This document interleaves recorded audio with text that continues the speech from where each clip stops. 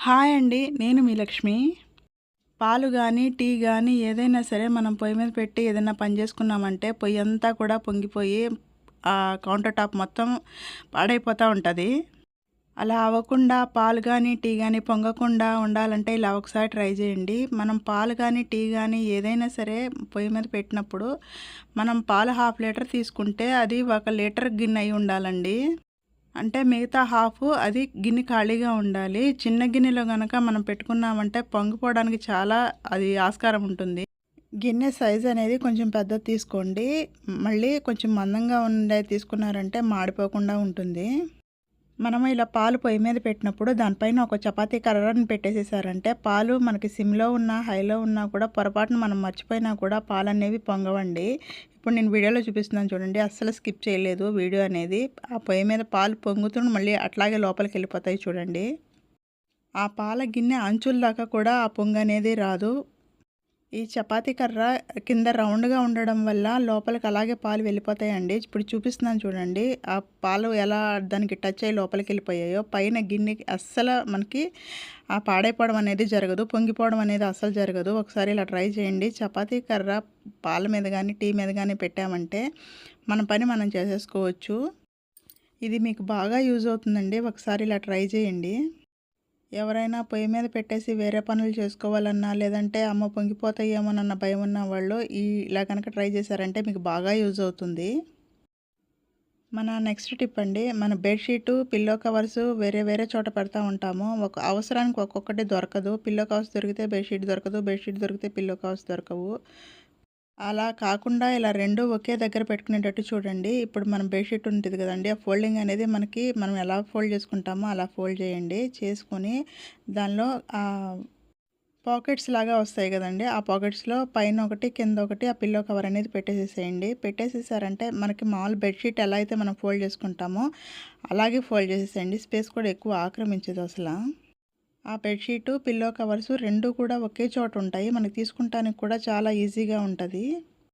నేను ఇంకో పద్ధతి చూపిస్తున్నాను చూడండి. ఒక పిల్లో కవర్ తీసుకోండి. దానిలోనే బెడ్‌షీటు, ఆ పిల్లో ఇంకో రెండో పిల్లో కవర్ కూడా దానిలో పెట్టేసేసేయండి. పెట్టేసేసి ఫోల్డ్ చేసుకున్నారంటే కొంచెం పలచగా వస్తుంది ఈ ఫోల్డింగ్ అనేది. కబోర్డ్స్ అనేవి పెద్దగా ఉన్నవాళ్ళు ఇలా ట్రై చేయండి. ఎక్కువ బెడ్‌షీట్స్ పడతాయి. లేదు కబోర్డ్స్ లెంత్ తక్కువ ఉందనుకున్న వాళ్ళు ఇందాక నేను చూపించిన పద్ధతిలో కనుక బెడ్‌షీట్లు పెట్టుకున్నారంటే మీకు చాలా ఈజీగా ఉంటది. తీసుకుంటానికి కూడా ఒకే దగ్గర ఉంటాయి మనకి ఎక్కడ ఎతుక్కోకుండా. ఈ 2 పద్ధతుల్లో ఏదో ఒక పద్ధతి యూజ్ అవుతుందని అనుకుంటున్నానండి. ఇలా ఎగ్స్ ఉడకబెట్టాలి అనుకుంటే గనక మనం గిన్నెలో నీళ్లు పోసి కొంచెం ఆయిల్ గానీ, లేదంటే కొంచెం ఉప్పు గానీ వేసి ఉడకబెట్టేస్తూ ఉంటాము.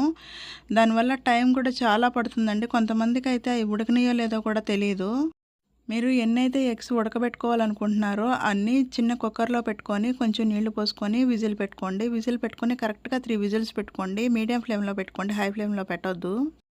ఇలా 3 విజిల్స్ పెట్టుకున్నారంటే కరెక్ట్‌గా ఉడికిపోతాయండి. దాని గురించి ఇంకా ఉడకనియో లేదో ఎలా ఉంటాయో నన్ను ఆలోచించాల్సిన అవసరం లేదు. కరెక్ట్‌గా ఉడికిపోతాయి.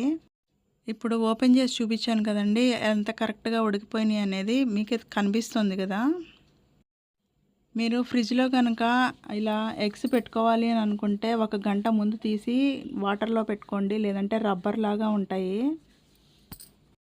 ఇలా ఫ్రిడ్జ్‌లోంచి తీసిన ఎగ్స్ డైరెక్ట్‌గా గనక ఉడకబెట్టకూడదండి. ఉడకబెట్టారంటే అవి రబ్బర్‌లాగా గట్టిగా ఉంటాయి. కొంచెం సేపు వాటర్‌లో వేసిన తర్వాత ఉడకబెట్టారంటే నార్మల్ స్టేజ్‌కి వచ్చేస్తాయి అవి. ఇలా చేసుకోవడం వల్ల మన పని కూడా చాలా తొందరగా అయిపోతుందండి.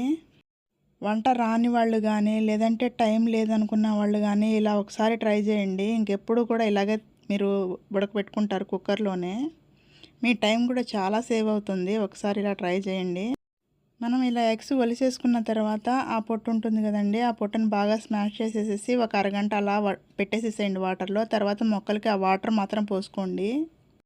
ఆ నీళ్లు బాగా చల్లారిన తర్వాత మాత్రమే మొక్కలకి పోయండి.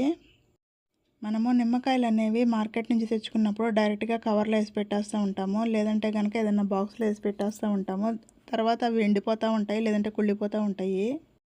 మనము నిమ్మకాయలు తెచ్చుకునేటప్పుడే సైజుల వారీగా తెచ్చుకోండి. ఎందుకంటే ఒక్కొక్కసారి మనకి ఎక్కువ నిమ్మకాయ నీళ్ళు కానీ, మనం పులిహోర కానీ ఏదైనా కలిపేటప్పుడు ఒక్కొక్కసారి ఎక్కువ నిమ్మకాయ రసం అవసరం అవుతుంది. ఒక్కొక్కసారి తక్కువ అవుతుంది. అలాంటప్పుడు చిన్న కాయలు కానీ, పెద్ద కాయలు కానీ మనం యూజ్ చేసుకునే దాన్ని బట్టి మనం తెచ్చుకున్నామంటే అలా యూజ్ చేసుకోవచ్చు. అవి నిల్వ ఎలా ఉంచుకోవాలంటే కొంచెం కొబ్బరి నూనె తీసుకోండి. తీసుకొని మన చేతికి రాసుకొని ఆ నిమ్మకాయలకి పట్టించేసేసేయండి. ఇలా పట్టించడం వల్ల నిమ్మకాయలు అనేవి తొందరగా కుళ్ళిపోవడం కానీ లేదంటే ఎండిపోవడం కానీ అస్సలు జరగవండి. కవర్లో మాత్రం వేసి పెట్టేసేయొద్దు.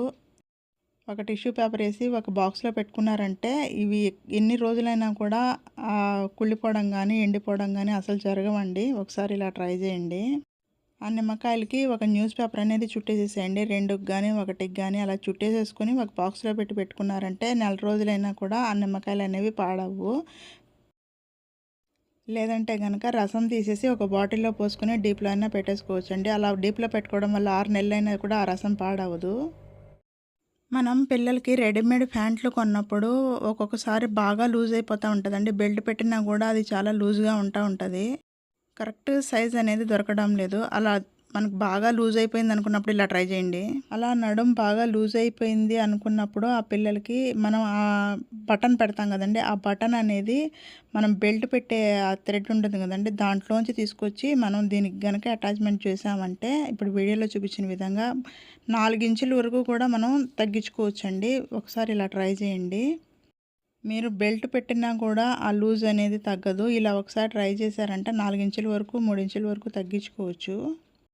నేను ఇప్పుడు వీడియోలో చూపించిన విధంగా ఒకసారి ట్రై చేయండి, మీకు బాగా యూజ్ అవుతుంది. ఇలాంటి గరిట్లు అనేవి స్టాండ్లో పట్టవండి. మనకి అవి వాటికున్న హోల్స్ అనేవి చాలా చిన్నగా ఉంటాయి. ఆ స్టాండ్లో పట్టవు. మనం ఎక్కడ పడితే అక్కడ పెట్టేస్తూ ఉంటాము, అవి కింద పడిపోతూ ఉంటాయి. అలా కాకుండా ఇలా ఒకసారి చూడండి, ఆ చిన్న హోల్లో ఒక రబ్బర్ బ్యాండ్ అనేది పెట్టండి, లేదంటే ఒక థ్రెడ్ అయినా సరే. ఇలా రబ్బర్ బ్యాండ్ని రివర్స్ చేసేసుకుని ముందుకు లాగేసేసేయండి. మీకు తగిలించుకోవటానికి ఈజీగా ఉంటుంది.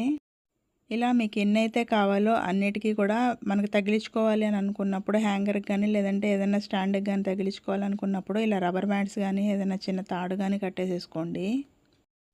ఇలా కనుక మనం వేసుకున్నామంటే మనకి ఎక్కడ పడితే అక్కడ పెట్టేసుకోకుండా ఒక చోటే ఉంటాయండి, తగిలించేసుకోవచ్చు. మనకి చేతికి కూడా తొందరగా దొరుకుతాయి, ఎక్కడ పడితే అక్కడ ఉండకుండా.